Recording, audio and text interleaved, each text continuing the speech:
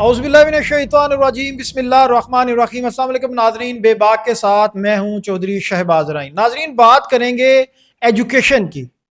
Health اور education میں سمجھتا ہوں کہ وہ بنیادی چیزیں جو ریاست کی ذمہ داری ہے، جو فراہم کرنا ایک شہری کو وہ ریاست کی ذمہ داری ہے۔ اور اگر ایجوکیشن کی بات کی جائے تو میں سمجھتا ہوں کہ ایجوکیشن انسان کے لیے اتنی ضروری ہے جیسے کہ انسان کو زندہ رہنے کے لیے سانس کی ضرورت ہوتی ہے، اسی طرح معاشرے میں ترقی کرنے کے لیے انسان کو ایجوکیشن کی ضرورت ہوتی ہے۔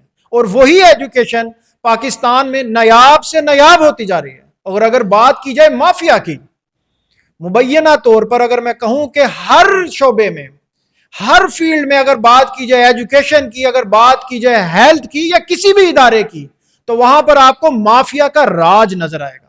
وہاں پر ایسے لوگوں کا راج نظر آئے گا جو کہ مافیا کے دستے راز ہوتے ہیں۔ اور اس میں اگر بات کی جائے کچھ یونیورسٹیز کی، کچھ کالج کی، تو اس میں ایسی چیزیں سامنے آتی ہیں کہ دل دہلا جاتا ہے۔ پریشانی ایسی عوام کے لیے آسانیاں پیدا نہیں کی جا رہی، عوام کے لیے مشکل در مشکلات پیدا کی جا رہی ہیں، اور مافیا کے لیے آسانیاں در آسانیاں پیدا کی جا رہی ہیں۔ اور ایسی چیزیں سامنے آتی ہیں کہ جب وہ سامنے آ جاتی ہیں، جب ان کو بتایا جاتا ہے، جب ان کو عوام کو بتایا جاتا ہے کہ یہ آپ کے لیے ہیں، آپ کے لیے فائدہ مند ہے، مگر حقائق بالکل اس کے برعکس ہوتے ہیں۔ عوام کے لیے آسانیاں کرنا نہ تو اسمبلیوں کا کام رہ چکا ہے اور نہ ہی عوامی نمائندوں کا۔ تمام کے تمام لوگوں کے زر خرید غلام لگتے ہیں۔ ایسے لگتا ہے کہ جیسے انسان عام شہریوں کے لیے اقتدار بنایا ہی نہیں گیا، عام شہریوں کے لیے کام کرنا پسند ہی نہیں کرتے۔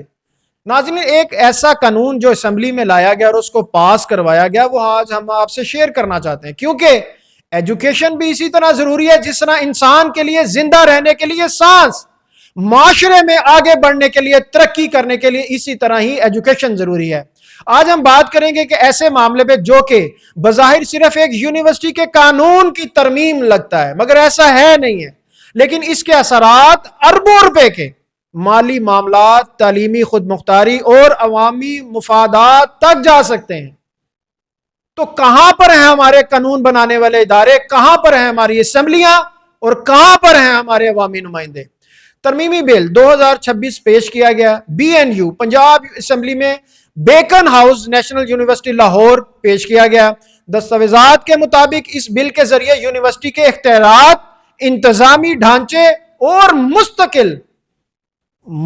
مستقبل کی توسیع کے حوالے سے جو فیصلے کیے گئے ہیں، جو تبدیلیاں، جو تجاویز پیش کی گئی ہیں، میں کہتا ہوں کہ کیوں آپ عوام کو بے وقوف بنانا چاہتے ہیں؟ کیوں آپ مافیا کا ساتھ دیتے ہیں؟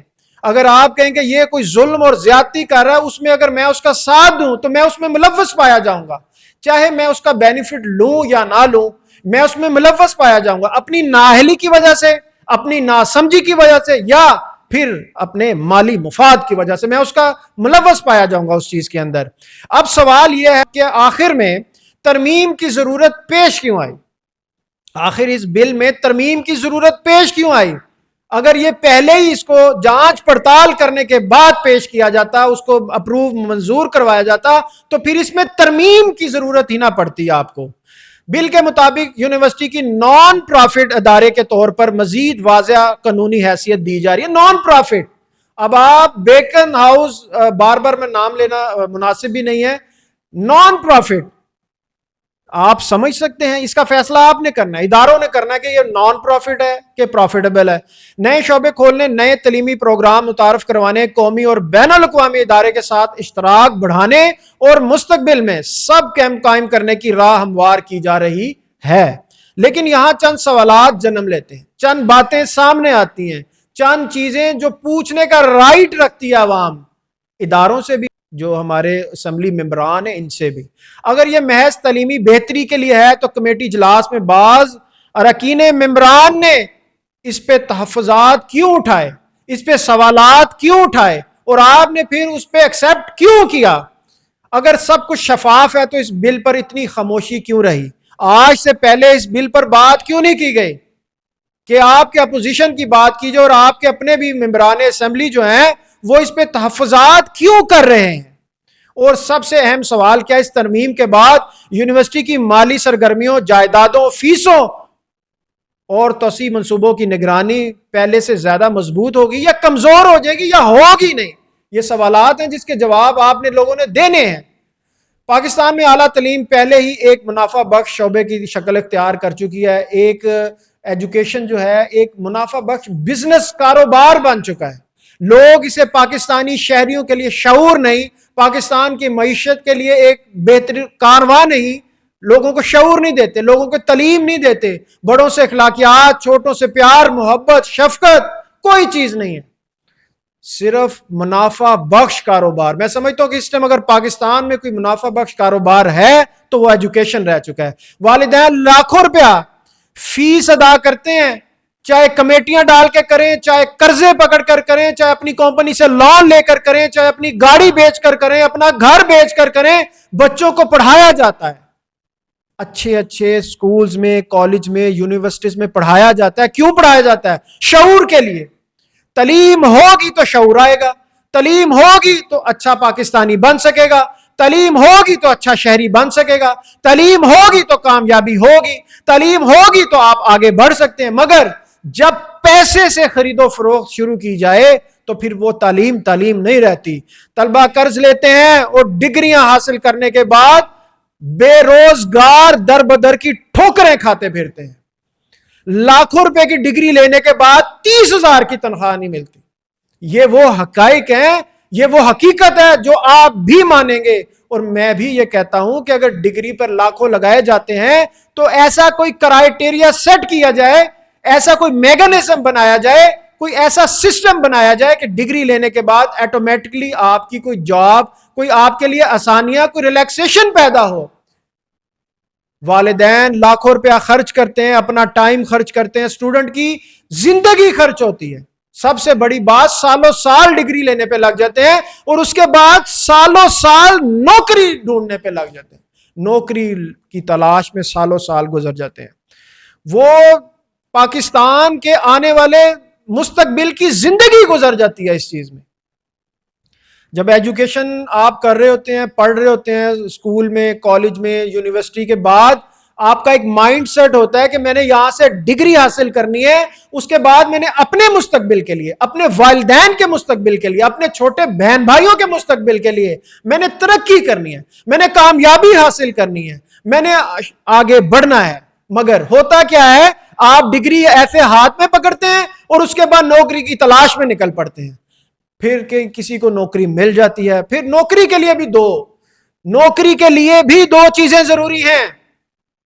اگر آپ بات کی جائے میرٹ سے ہٹ کے، کچھ لوگوں کو میرٹ پہ نوکریاں ملتی ہیں، باقیوں کے لیے یا پیسہ یا سورس، یہ دو چیزیں ضروری ہیں۔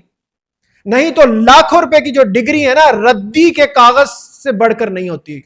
اور اس کے ساتھ طلبہ جو قرض لیتے ہیں اور ڈگری حاصل کرنے کے بعد پھر بے روزگار در بدر کی ٹھوکریں کھاتے پھرتے ہیں۔ ایسے میں اگر کسی نجی یونیورسٹی کو مزید اختیارات آپ دے رہے ہیں، پہلے ہی ان کے پاس اتنے اختیارات ہیں، آپ انہیں مزید اختیارات دے رہے ہیں۔ کیوں دے رہے ہیں اختیارات؟ عوام کی فلاح کے لیے دے رہے ہیں، عوام کی بہتری کے لیے دے رہے ہیں۔ آپ تو ان کی بہتری کے لیے کر رہے ہیں۔ جن یونیورسٹیز کی آگے کروڑوں اربوں روپے کی جائیدادیں ہیں، اربوں روپے کی ٹرانزیکشنز ہیں، فیس کے نام پہ ہو، ایڈمیشن کے نام پہ ہو، سالانہ اینول فنڈ کے نام پہ ہو، فنڈ لیے جاتے ہیں اسٹوڈنٹ سے۔ اور پھر جو ڈگری دی جاتی ہے وہ میں کہتا ہوں کہ وہ بھی کچھ لوگوں کو کلک کر جاتے ہیں، آگے بڑھ جاتے ہیں، باقی نوکری کے لیے در بدر کی ٹھوکریں کھاتے پھرتے ہیں۔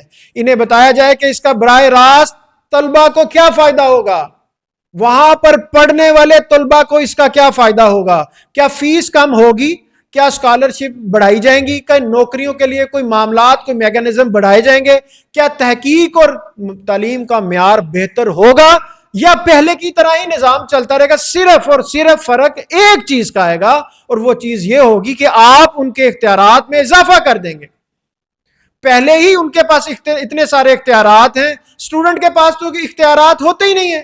اسٹوڈنٹ کو تو پڑھنے کے بعد، محنت کرنے کے بعد، اتنا ٹائم پیریڈ دینے کے بعد، لاکھوں روپیہ فیس دینے کے بعد پھر بھی آپ کی ڈگری کے محتاج ہوتے ہیں، پھر بھی آپ لوگوں کے محتاج ہوتے ہیں، اس کے بعد نوکری کے محتاج ہوتے ہیں۔ تو کون پوچھے گا کہ اختیارات ان کو دیے گئے یا اسٹوڈنٹس کی بہتری کے لیے کچھ کیا جا رہا ہے، یا صرف انتظامی اختیارات اور مالی موقع میں اضافہ ہوگا؟ بل کی دستاویزات یہ بھی موجود ہے کہ یونیورسٹی مستقبل میں آنے والے وقتوں میں اپنے سب کیمپ جو ہے وہ قائم کر سکے گی اور مختلف شعبوں میں توسیع کرے گی۔ بظاہر یہ ایک مثبت قدم لگتا ہے، اچھا اقدام لگتا ہے، مگر یہاں جو کہا جاتا ہے وہ ہوتا نہیں ہے۔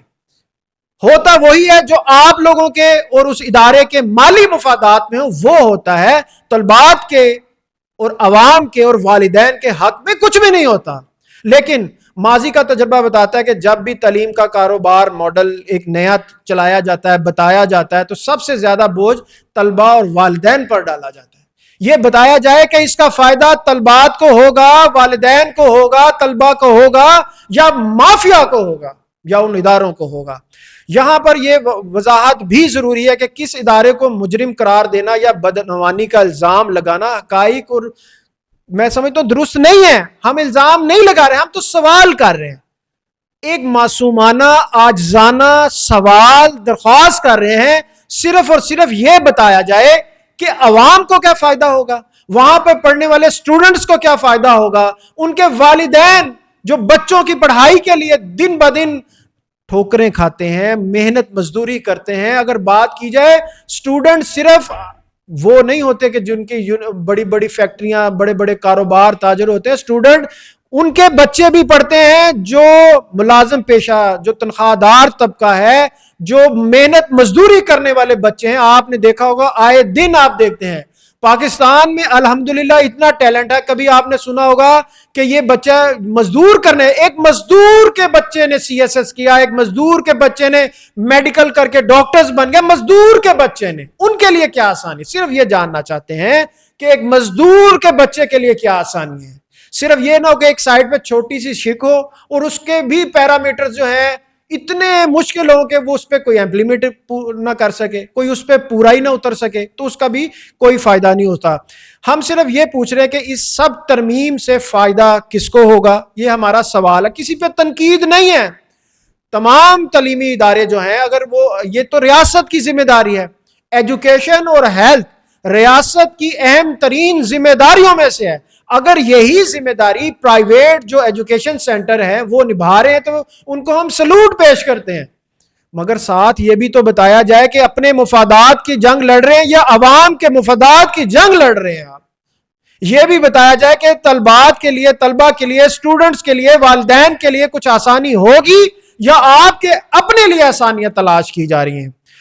طلبات کو اس چیز کا علم ہے یا نہیں ہے، تعلیم کو اس کا کیا فائدہ ہوگا، یا پھر ادارے کے مالی اور انتظامی مفادات کو فائدہ ہوگا؟ Punjab assembly, higher education commission اور یونیورسٹی انتظامیہ پر لازم ہے کہ اس بل کی مکمل تفصیلات جو ہے وہ عوام کے سامنے رکھی جائیں، عوام کو لفظ بہ لفظ بتایا جائے کہ اس میں عوام کو کیا فائدہ ہے، یونیورسٹی ادارے کو کیا فائدہ ہے، ریاست کو کیا فائدہ ہے، اس میں تمام چیزیں جو ہیں اسٹیٹ ہوئے عوام کو لفظ بہ لفظ اس کی تشریح کر کے بتائی جائے، کسی قسم کے شک و شبہات باقی نہ رہیں، کوئی تنقید نہ کرے۔